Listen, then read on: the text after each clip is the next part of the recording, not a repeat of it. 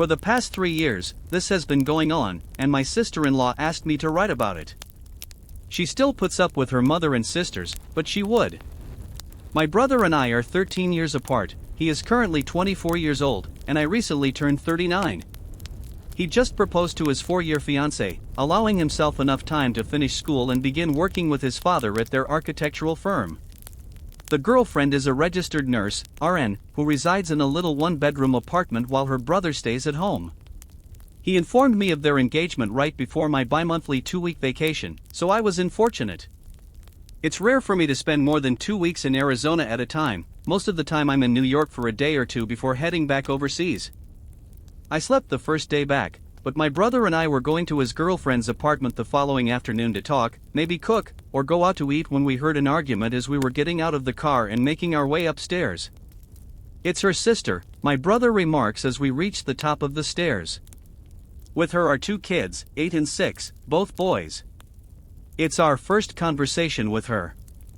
I'm me, bro's bro, sister-in-law is bro's girlfriend, entitled sister is ES, and EBF is her boyfriend. The sister-in-law responds, "Yes, you have to take them. My EBF doesn't want them hanging around. Sister-in-law, bro, and his brother are coming over, and I can't take them." "He's just getting in town," replies ES, "yes." Sister-in-law says, "Well, too effing bad. You're gonna have to take them." "I can't." She notices us approaching. "Bro, there's a problem," I say to my sibling. "Yes?" The sister-in-law responds, "See, he's here, and you can watch them." I don't have time to argue. "Well, actually, since I'm the nice guy." "Crap, if that miniature golf place is still around, why don't we go there, play a round or two, and get pizza?" I'm suggesting. The sister-in-law says, "Are you sure? You don't have to do that." Without saying thank you, she remarked, "Yes, problem solved," and headed to her boyfriend's pickup, which was playing music on its horn. We were driving a 2013 Chrysler 200 convertible, which had limited seating and was not very kid-safe. I informed my brother and sister-in-law that I have to go back home to grab a bigger car, and we're going to car. I heard E.S's EBF calling out to me as I was circumnavigating the back of my automobile. "Nice ducking car," he remarks as he wheels out of the area behind me and drives off, giving me a mocking glance and a chuckle from my sister-in-law. 20 minutes or so later, I return and the 2 sons, my sister-in-law, and I went down. The guys are both thrilled to be able to go out and enjoy themselves, especially in my fancy 2009 BMW 335i vehicle. Yes, great, but more mature. We'll talk about this car once more later. We play 2 games of mini-golf before heading to the neighborhood pizzeria for dinner. We had given the kids some quarters to play a few video games while we chatted, then ES and EBF arrived with the pizza. They were seated at the table beside us by the hostess. With their pizza in hand, the children hurried to their mother, who demanded they join us for a seat. Then, after placing his order, EBF leant over to greet my brother, as the 2 of them had never met before, laughing at the EFF remark before introducing himself to me and shaking my hand. And something inside the ES's head made a click. She exclaimed, "Oh my God, you're me," with an ultra-charming tone. "I thought you would run off and win overseas or something. And don't you look great? Actually, I have a house here. I've owned it for several years. I just don't have too much time to stay around," I say. "He works mostly within the European countries but based out of New York," said his brother. E.S asks, "Oh wow, you have a home here in New York?" "Well, I keep an apartment in New York, kind of a layover between flights and reporting to work," I clarify. "You and I should go out sometime. You like my boys, and they need a dad," says ES. "Thanks, but I don't think we'd be too compatible." "Besides, you're currently on a date," I respond. "We're just friends," EBF says, trying to find the right phrase to cheer herself up. "We just hook up at times." He starts to eat as soon as the waiter presents their pizza, looking a little flushed with rage and humiliation. I excuse myself and go to the bathroom. My sister-in-law informed me that during my absence, the following words actually happened. The sister-in-law exclaims, "My God, I could have married him. You didn't tell me he was rich. You didn't like him in school. You and Mom both made fun of him for being poor back then, replied Ia's sister-in-law. Looks at brother and says, like he remembers that. Besides, you're marrying his brother. Make him date me, right? Dude, I can't do that. Besides, he's hardly ever around. I don't think he'd have much time to spend here anyhow, replies his brother.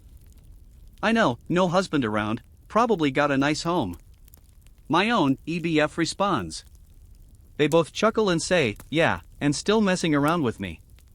Did I miss something? I smile at the group as I return and take a seat.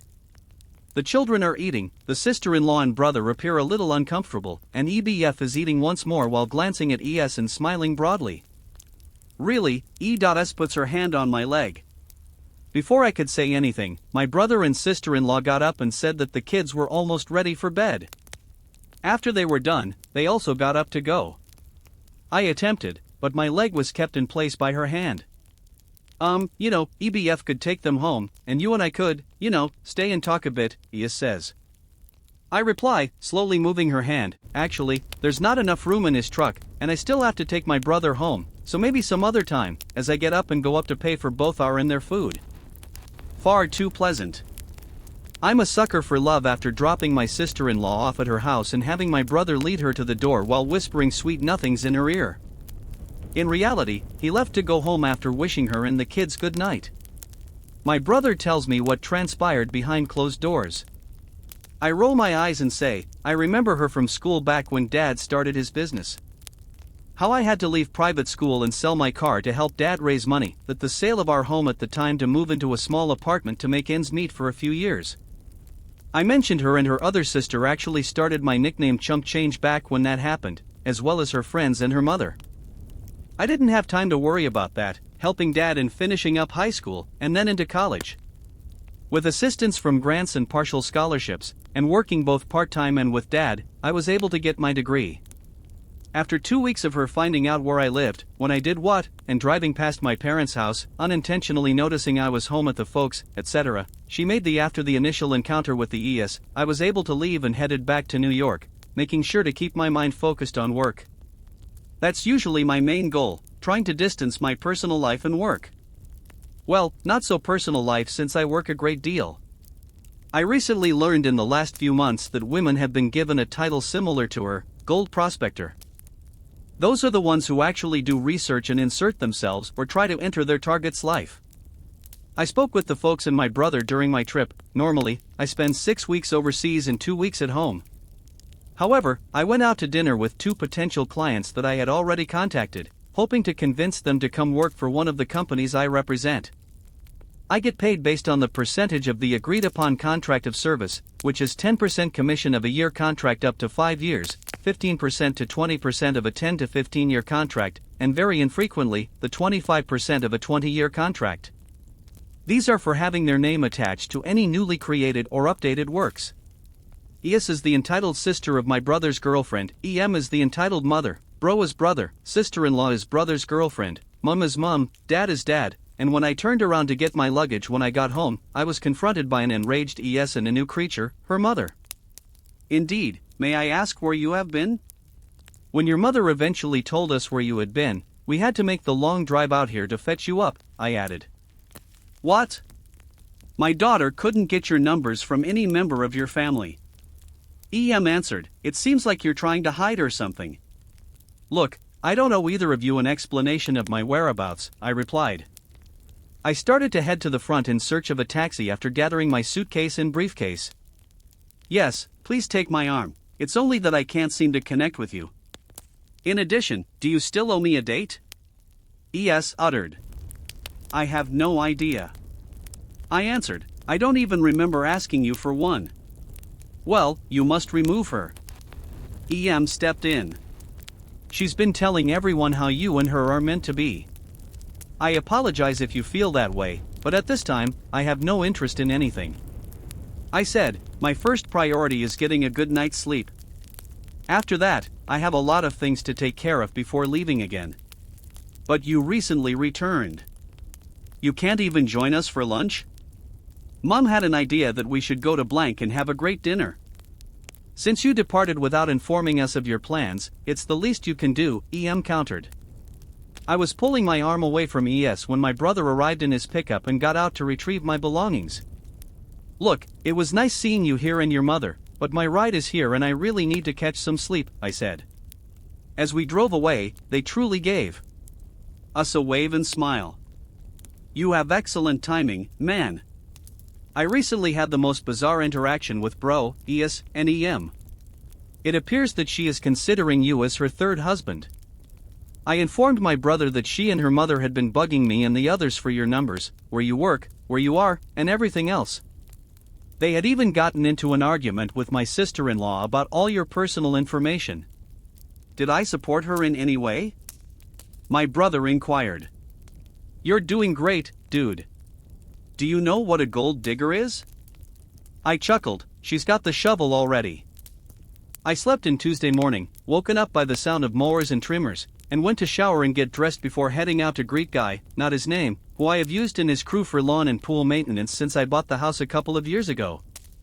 I have paid him automatically from my checking since I have only actually seen him 10 times in the past 10 years. We laughed about it and talked about other things until we got home. I bid him good night, it's only 4 p.m., and headed inside, dropping my belongings on the bedroom floor and kicking off my shoes. After we had a little conversation and I learned that he and his daughter were searching for a car but were having problems finding a decent one within their budget, I offered the BMW I had, you remember from earlier. It was in good condition, but I really wanted a bigger one for space, so we worked out a price. I could have gotten more for it, but he's a friend, so I doubt he could have gotten much more in exchange.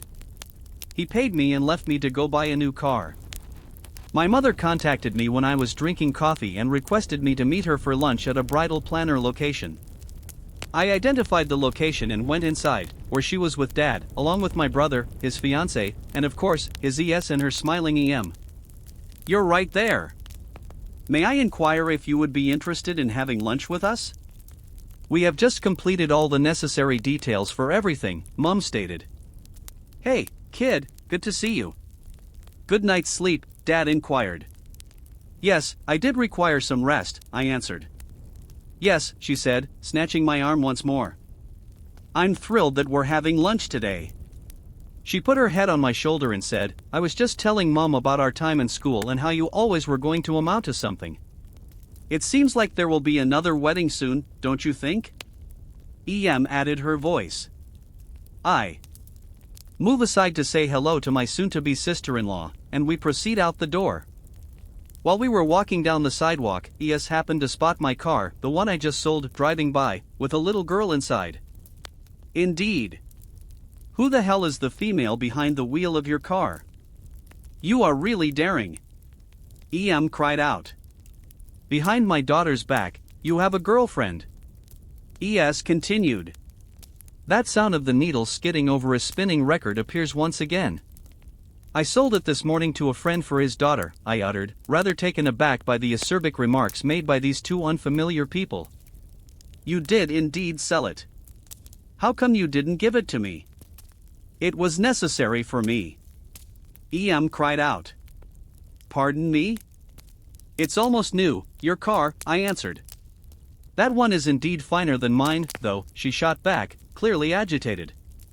So you're really still using that ancient convertible for transportation?